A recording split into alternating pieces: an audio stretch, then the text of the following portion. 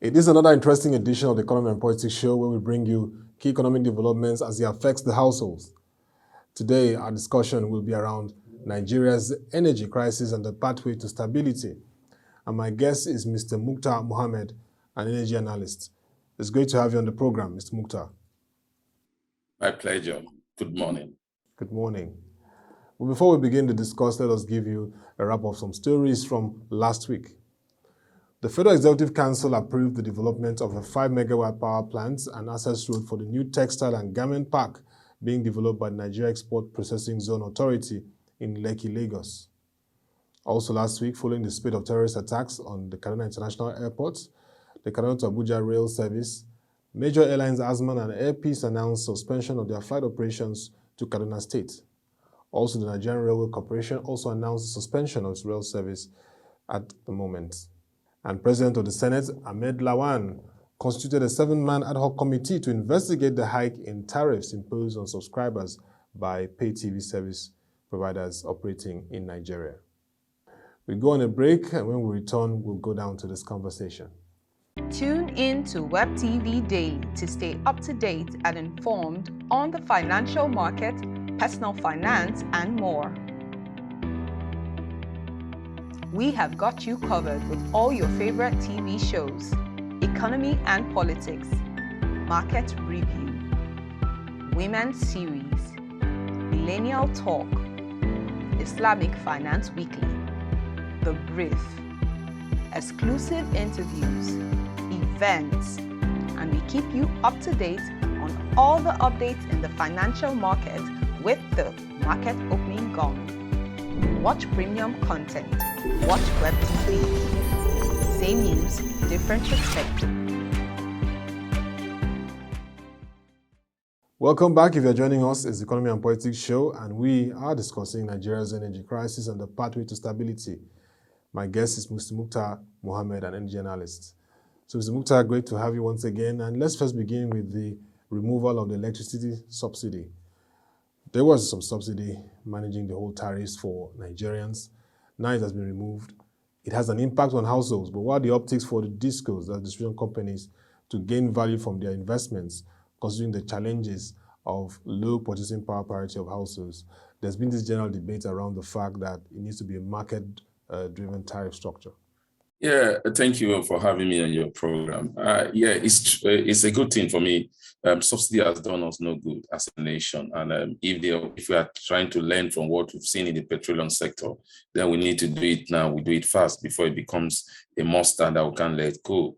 Because whether you like it, those that purchase the power company need our businessmen. They are there to make money, and also build they also need money to build some of these facilities. And not to forget that most of them also collected loans from the bank, and they have to pay these loans. And like they said, the pricing was not economically variable. And knowing that there's a lot of the same thing we have in the oil sector that we are talking about, oil thief. We also have in the electricity sector, whereby a lot of households bypass and not paying them their complete charges. And also again, you also not to forget the fact that also, even the power companies also are also culpable, because if they provide metering to everybody, maybe we will not have those challenges also, because you'll be able to gauge how much somebody's supposed to use, and when they are bypassing or not bypassing. So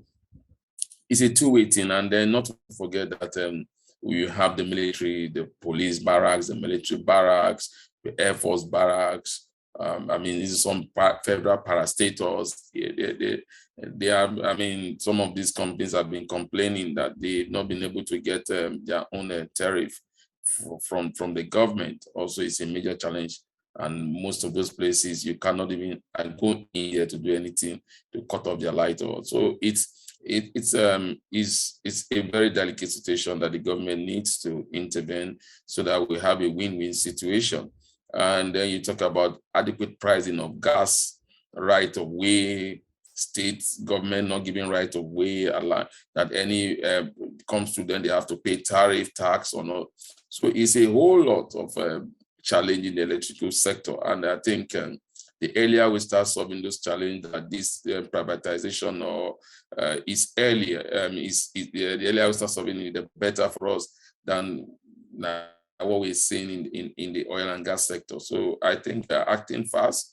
For the first time, we are trying. No, now government is not paying subsidy on electricity, but government should go a step further also by also making sure that there's right pricing, and then the consumers are also not just charged by not being metered. And also they should find a way to make sure some of these like the military settlements and also we have to pay their bill through one policy of government or the other.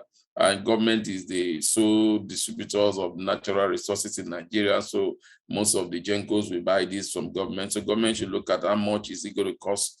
If you look at how much are you going to be charging the military formation, and this is okay, by and by we can use the gas for exchange to pay off some of this debt if we don't want to, just like we do in the refining of our petroleum products, but we give them crude and we collect refined petroleum products. So government should need to think out of the box, and if they want these sectors to strive, because this sector holds the key to the economic development of Nigeria, hold the key to SMEs, which is the largest employer of labor, hold the key to the informal sector also to grow. And once those sectors start growing, government can begin to collect tax from them. And that also is a snowball effect in terms of employment, in terms of government revenue, in terms of doing other projects that government have in social intervention, especially in the area of agriculture and health.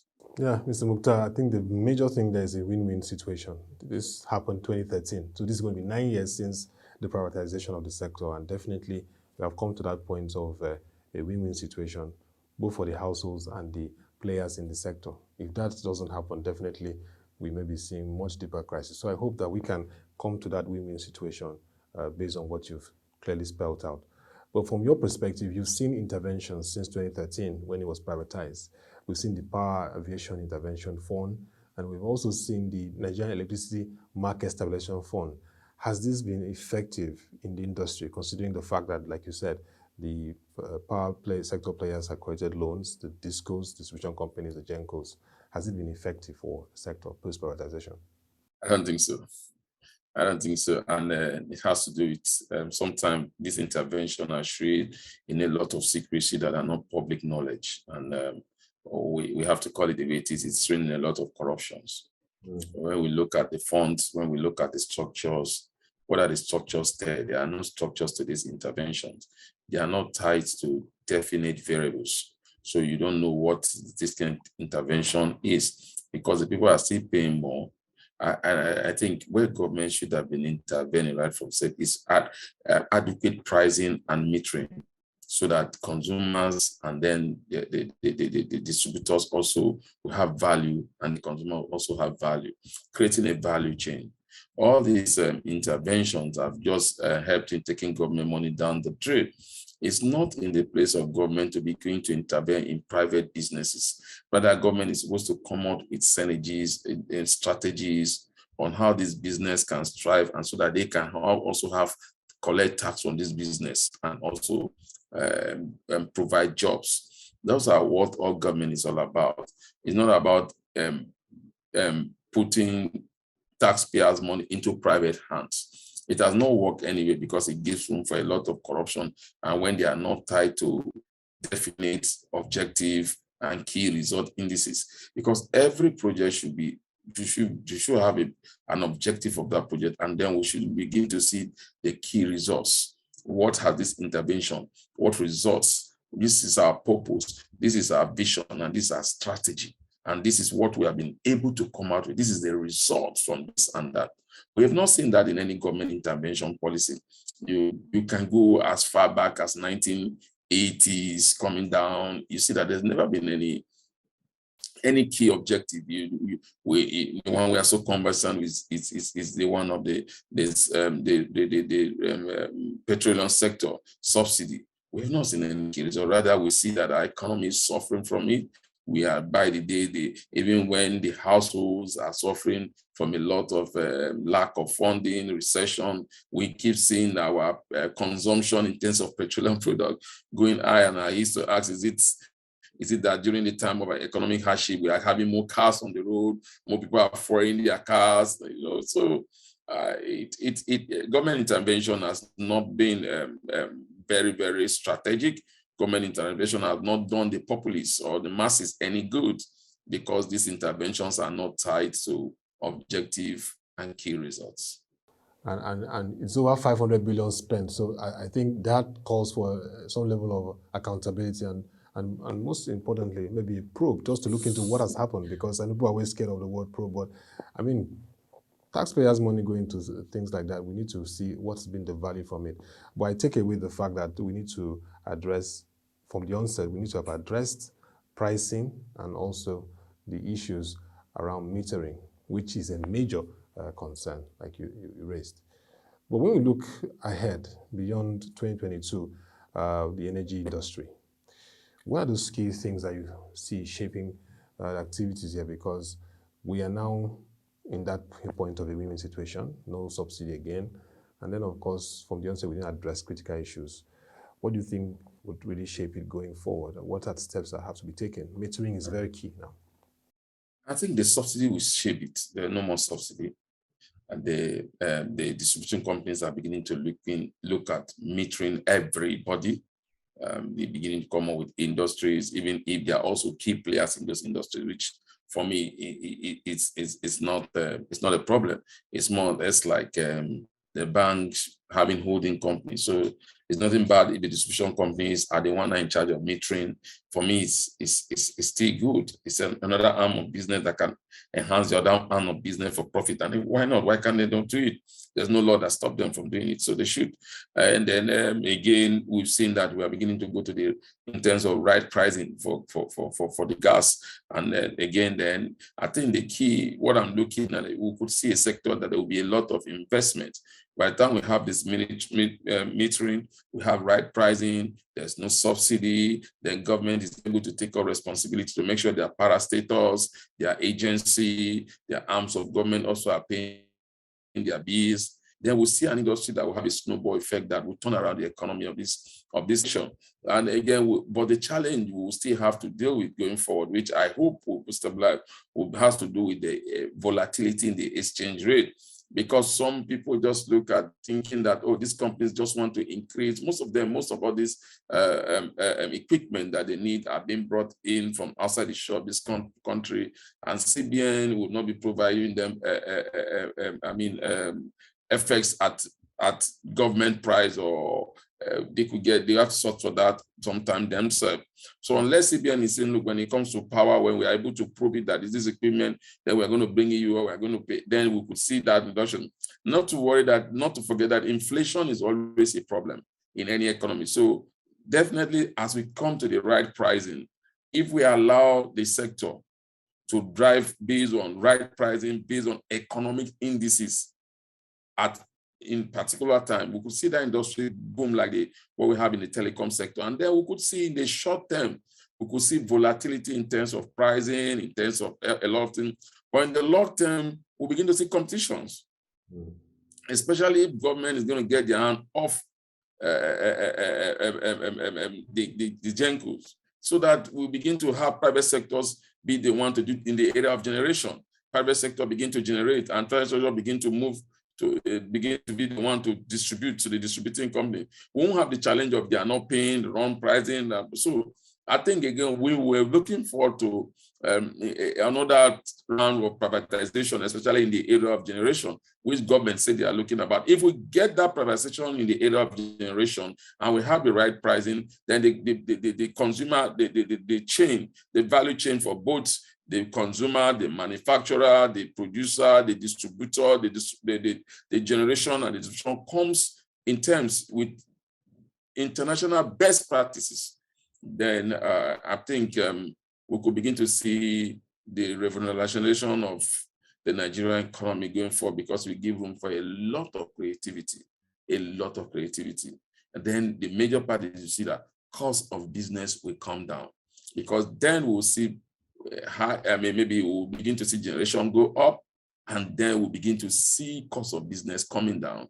and that will only create room for more employment for Nigeria, and that will also lift most Nigerians from the poverty level. So we are going to have a snowball effect, but we need to get it right. Generation, distribution, pricing, metering. Those are the key 4 indices. If we get them right, we are in for a good time going forward. In 30 seconds, transmission. Is it, one of the key stakeholders said he would love other stakeholders to be involved. Let's look at privatizing it. Is it something that should be privatized? And finally, the laws that National Assembly passed, will it be a game changer if states now can generate power?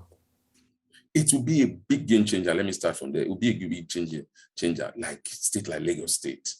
They have all the apparatus to become a generational state that could generate. And now the change the Lagos State can generate and also give to their people.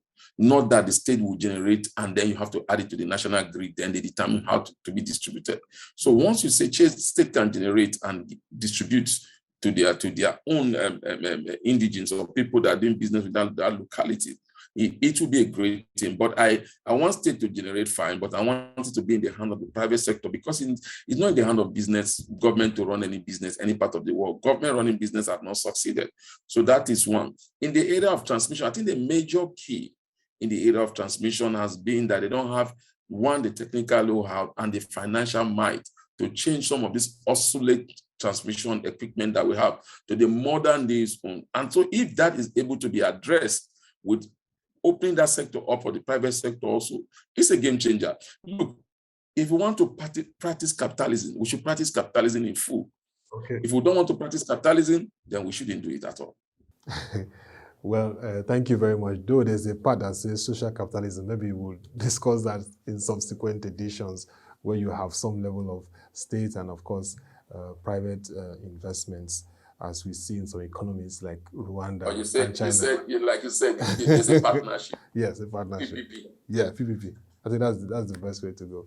Well, thank you very much, Mr. Mukhtar Mohammed. Very interesting conversation on the energy sector, the current challenges we are facing, the crisis and the pathway to stability. You listed out some things very important that viewers must have taken notes, and let's see how government and all stakeholders play out, and hope that power, which is very key to our economy, is addressed and works for all of us. Thank you once again, Mr. Mukhtar Mohammed, energy analyst. Nice to have you, and we'll discuss further as we see events unfold. Thank you very much.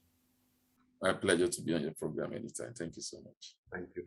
That'll be all for this edition of the Economy and Politics Show. You heard it about energy crisis in Nigeria and the pathway to stability. If you have questions, comments, or suggestions, definitely power is a major issue that affects everybody.